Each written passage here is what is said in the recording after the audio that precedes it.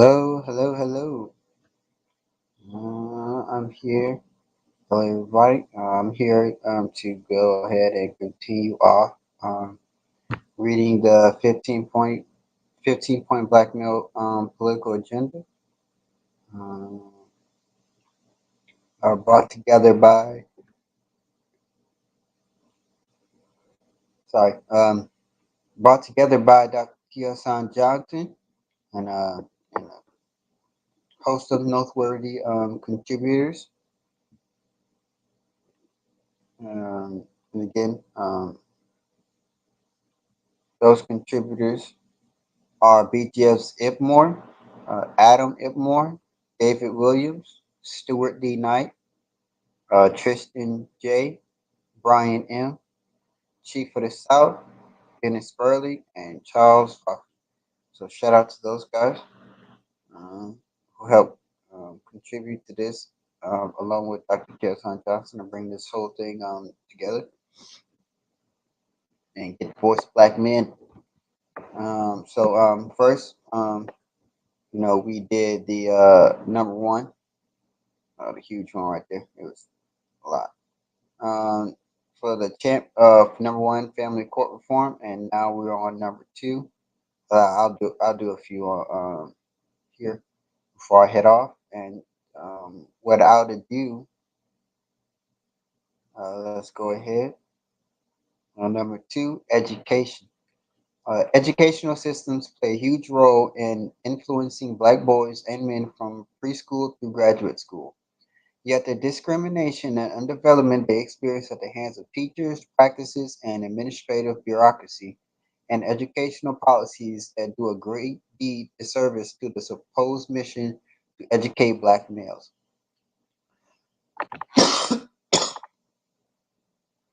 A. Single sex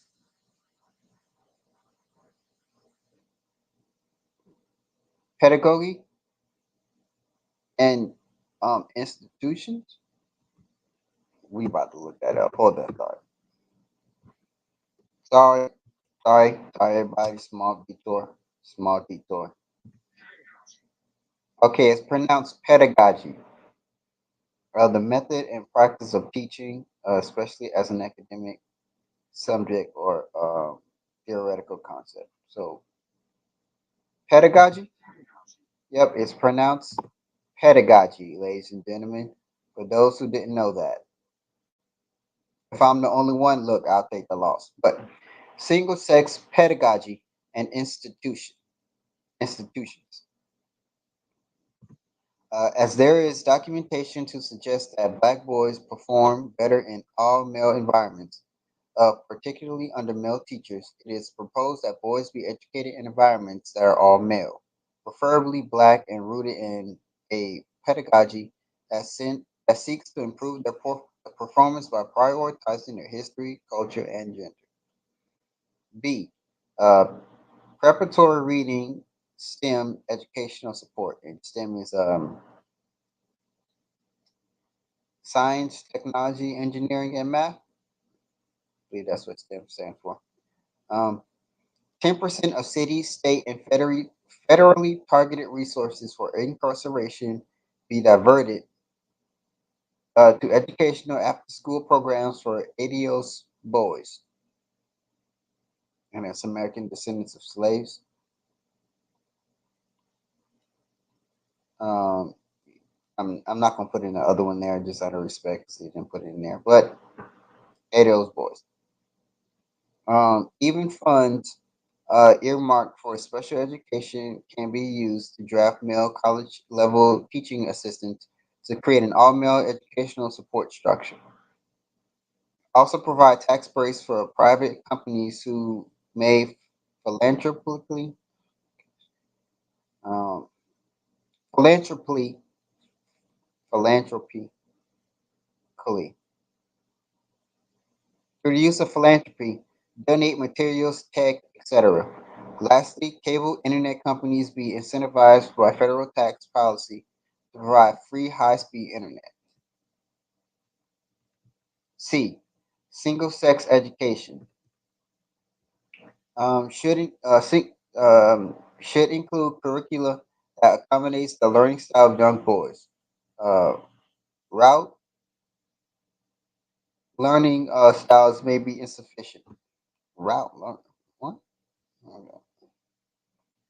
Maybe insufficient and tactile styles of learning may need to be implemented for them. In later years of schooling, financial education for boys should be a requirement. Yeah, yeah, I definitely agree with that. Financial, yep, definitely agree with that. Hold up. Let me stop going on a tangent right quick. What is that?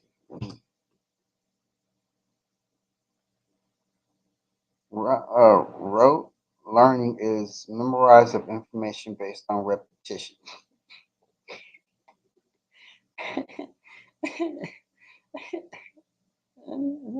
Fair enough. Example of rote learning include memorizing the alphabet, numbers, and multiplication tables. Some consider rote learning to be a necessary step in learning certain subjects. Uh, Tactile styles of learning. That's probably more with your hands, but we gonna see. Mhm. Tactile. If you're a tactile learner, you may learn by sorry. You learn by touching and doing. You understand and remember things through physical movement. You're a hands-on learner who prefers touch, move, build, or draw what you learn, and you tend to learn better when some type of physical activity is involved. All right, I can agree with that. Definitely rather be hands-on. So those what that mean. Um, three, we're gonna move on. Affirmative action. Double minority status for black males where they have access to unemployment, not unemployment. Double minority status for black males where they have access to employment and higher payment income floors based on their race and gender. This is in response to generation of policies that disproportionately disadvantage black males on the basis of their race and gender. Most particularly, particularly, most particularly, oh my goodness, a great example is affirmative action practices from the 1980s onward that prioritize white women and black women over black men. In my understanding, affirmative action was aimed at black men, particularly.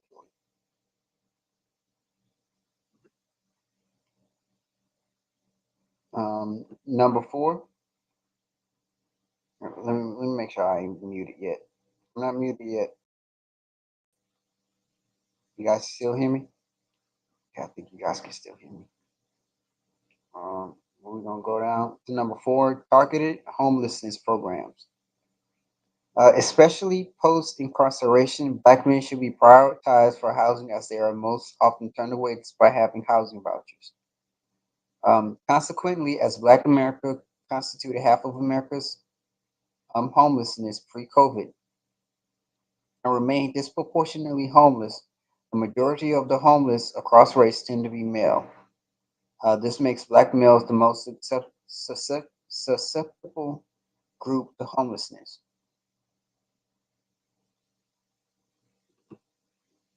Uh, Black America constituted half of America's homelessness pre-COVID. That is interesting.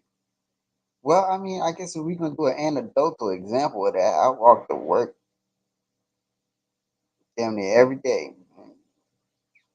Yeah, at least here in Dallas, at least half them is black. Probably a little bit more, especially if you go downtown. I definitely see more black men homeless, than, like collectively, than any other group. I just started really seeing. I seen some homeless women. I definitely see some homeless white men, but yeah, yeah, there's definitely at least minimum 50% black male homelessness here. At least where I'm at. I be walking through Dallas. I get that one. I'm like, bro, what the? Yeah, it might be more than 50, man. Hold up. That's, I do see that. Yeah, minimum. I ain't gonna front that minimum is probably like 60. Man, that shit like 60. But we gonna move on. Yeah, I see a lot of homeless black dudes. Black dudes. I definitely see a lot of homeless black dudes. It's far more than any woman combined. And honestly, I do see more black men homeless than white men too. Don't get me wrong, there's homeless white men up there, but yeah, I definitely see more homeless black dudes. Interesting. Well, yeah, hand it over. Number five, targeted unemployment programs. As black males, as black males experience unemployment at rates 40 over 40 to 50% in over 34 major cities. And click on that.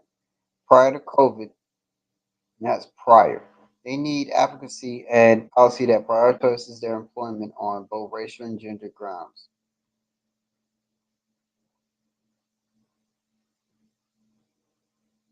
They call it a national disgrace. That's the headline for it. And this is by a real clear policy in 2016. That's just 16. Crazy. Number six.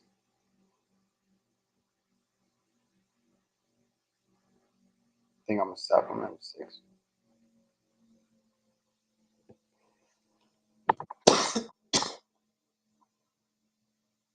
Um, all right. Number six. Criminal law reform and law enforcement.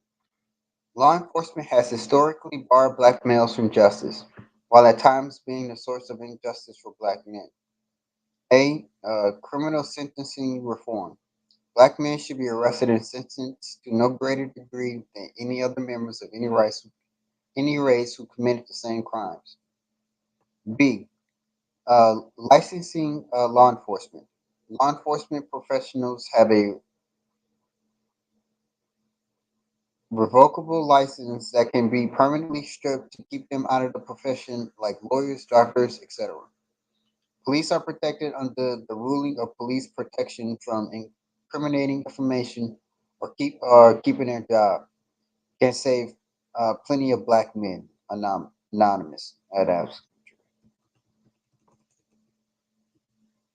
proxy violence. Recognition of proxy violence as a criminal offense, punishable by no less than 50% of the primary offense prison time.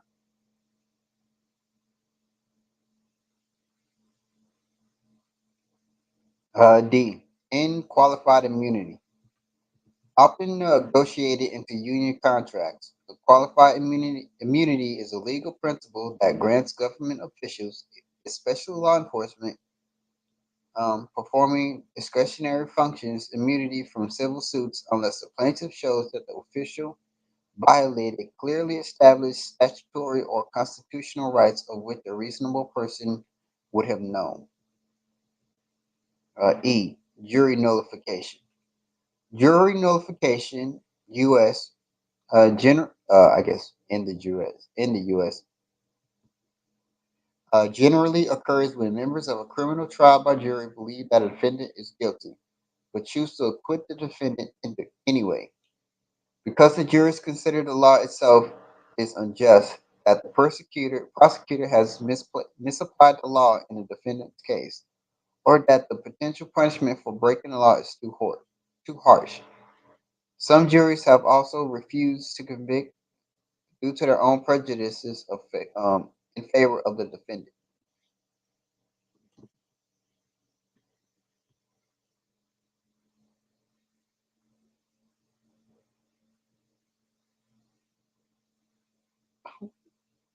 Fair enough. Jury nullification disproportionately affects black men. Thus, 30% of the jury should be black men. More specifically, when an ADOS, a man, American descendant of slave man, has to go before a jury, 30% of that jury must be of his peers who would be Ados men, judged by his own community. I can get behind that. False accusations. There should be a clear and more stringent punishment for filing false charges against black men. Knowing that black men are denigrated, stereotyped, and wrongfully convicted more than or greater or to greater degrees than others. Such accusations can have a more far-reaching and detrimental impact on black men's lives. Black men are the most exonerated group due to false accusations, according to the National Registry of Exonerations, Newkirk Center for Science and Society, University of California, Irvine. They state African Americans are only 13% of the American population, but a majority of innocent defendants wrongfully convicted of crimes and later exonerated. They constitute 47 of the 1900 exonerations listed in the Registry of Exonerations as of October 2016.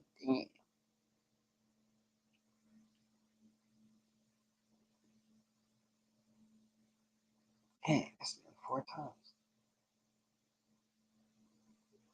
Um, and the great majority of more than 1,800 additional innocent defendants who were framed and convicted of crimes at 15 large-scale police scandals and later cleared in group exonerations.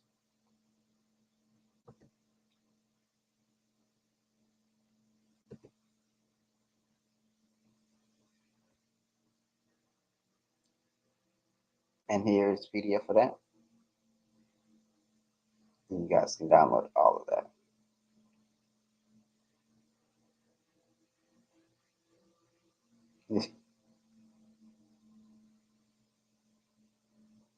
Exonerations by race, the defendant, and type of crime.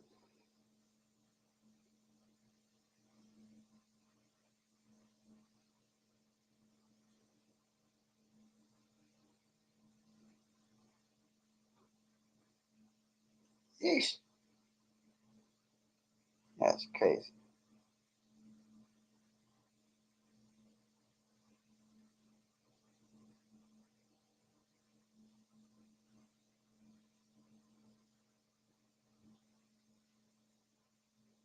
Sheesh.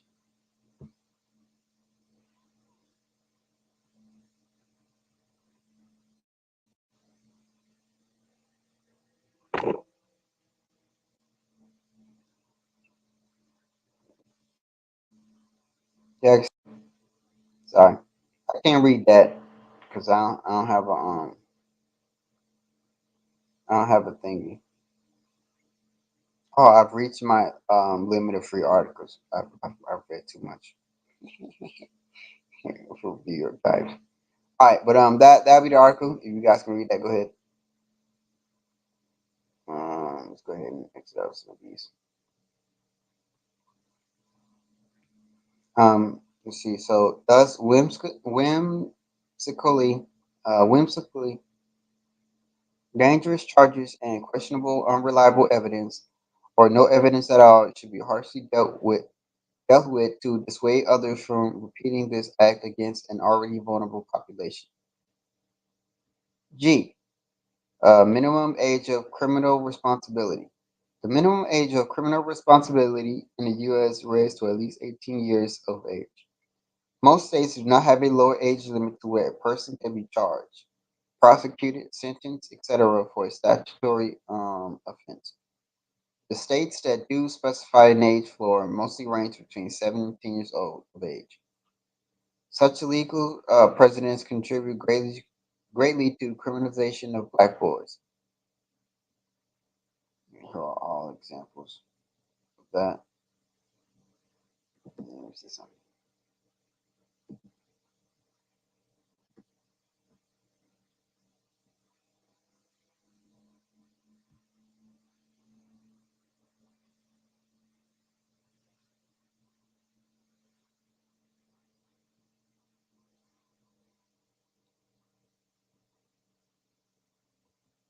Everybody, your list of the ages.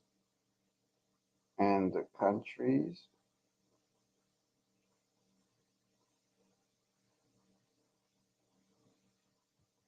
See if I can find the U.S. Wow, is that really at the state that you have no minimum age of criminal responsibility? Uh, responsibility.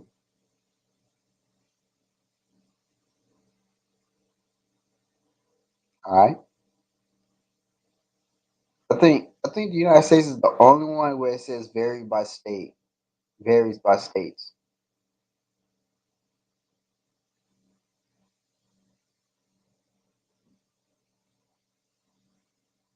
Interesting.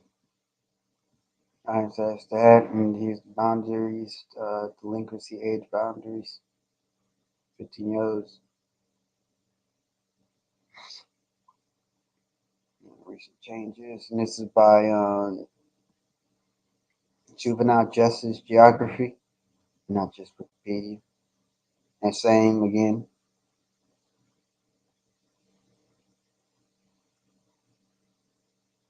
and these are some of the ages where it says it varies by states. What's Texas? 16. Lowest age is 10. And what about Louisiana? 16, 10, 20.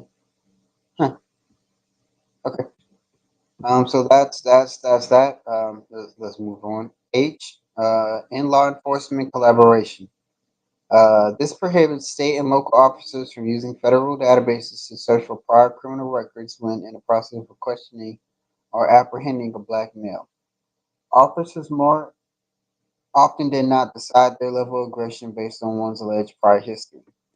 There is legislative precedent for such a law already, as California has adopted it under designation SB 54 to protect illegal immigrants.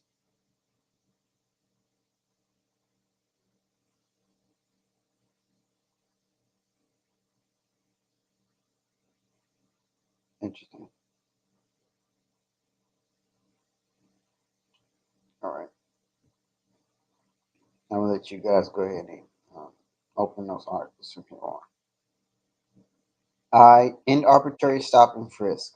Enactment of legislation abating the U.S. Supreme Court case Terry versus Ohio 392 U.S. 1 1968, which is a violation of the Fourth and 14th Amendment and the line of cases that follow from Terry. ID. Terry versus Ohio was a landmark U.S. Supreme Court decision in which the court ruled that it was constitutional for American police to stop and frisk a person they reasonably suspect to be armed and involved in a crime.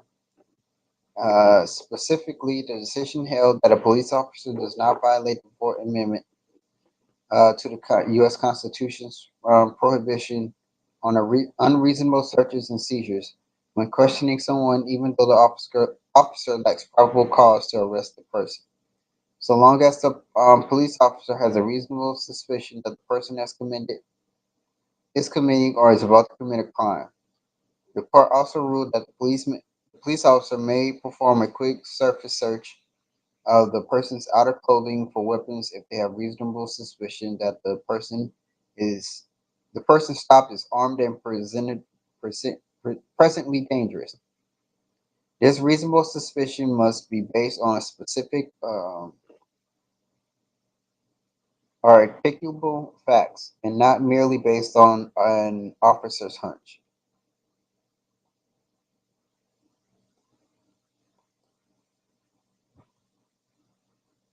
J. Self-finance police liability insurance. Require police officers to take out individual policies of liability insurance to cover intentional or negligent actions while performing their duties as peace officers, thereby holding individual officers personally accountable and limiting the exposure to money judgment the taxpayer must bear. And that is number 6 for criminal law reform and law enforcement. I'm gonna go ahead and stop here. We're gonna do another video soon. But there it is. Um, Again, I'm gonna go ahead and keep going through this, and I'll see y'all again in the next video.